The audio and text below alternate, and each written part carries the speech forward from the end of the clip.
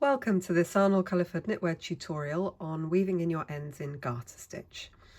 I'm going to show you how I weave in my ends, but this is of course just one of many different ways that you can deal with ends in your knitting, and I hope that you'll find this useful.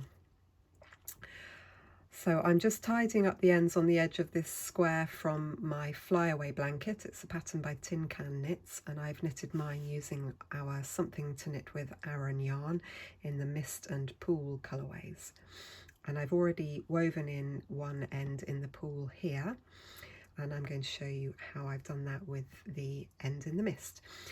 I've threaded my yarn onto a blunt tapestry needle. It's useful to use a blunt one if you don't want to split the plies of your yarn. Sometimes you might want to do that if it's a slippery yarn, but for this wool it's nice and sticky, so I'm not particularly bothered about it.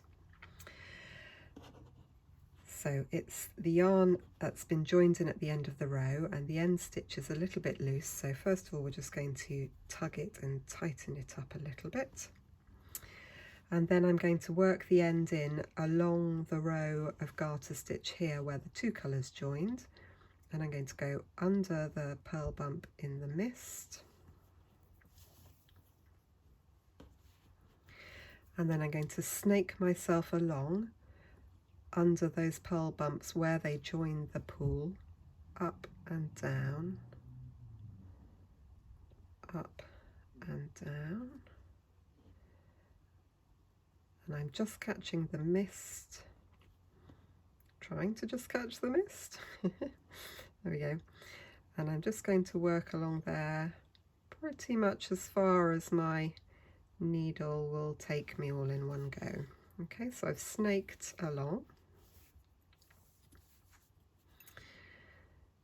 And my first tip here is that you don't want it to be too tight. You want to maintain some elasticity in the knitting, so always give it a little tug to stretch it out a bit so that the yarn is sitting slightly more curly, but that means if your blanket's stretching, then the seam where you've weaved your end in won't be stopping it. And then my next tip is that in order to keep that end really securely attached, we're going to send it back in the other direction by having a 360-degree turn in the end of the yarn. That really helps it to stay nice and secure. So we've coming down through that one, so we're going to go back up through the purl bump next to it, and again we're just weaving it backwards and forwards all the way along.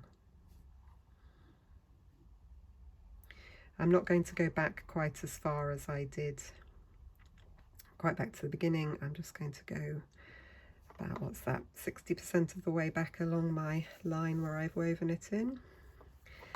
And then again I'm going to just squeeze it, give it a little tug, make sure it's not puckering the fabric. I'm also going to look at it on the other side before I cut my end off, check that I'm happy with it. Again, give the fabric a pull, just make sure it's not, where you've woven the end in isn't making it too tight. And then if you're happy with it, you can snip off your end. And this is my last tip, that's not to cut your ends too tight. It would be quite tempting to cut the end snug against the fabric. I tend not to do that. I leave it a little bit longer like so.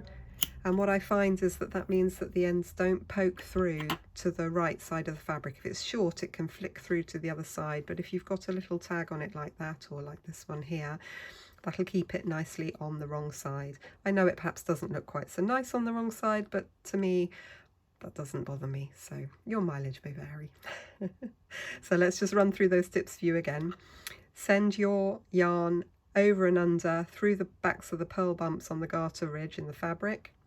Give it a stretch to make sure that it's not puckering it, then send it back in the opposite direction for about 60% of the length that you've woven it in for. Again, give it a bit of a stretch, and then trim it so that you've got a little bit of a tail there so that it won't pop through to the wrong side of the fabric. I do hope you found that short tutorial on weaving in your ends in garter stitch useful. And if you'd like to find out more about any of our books that teach you new techniques, yarns or any of the other products, do head over to our online shop and you'll find the link up in the corner of the screen here. Thanks ever so much for watching. Take care.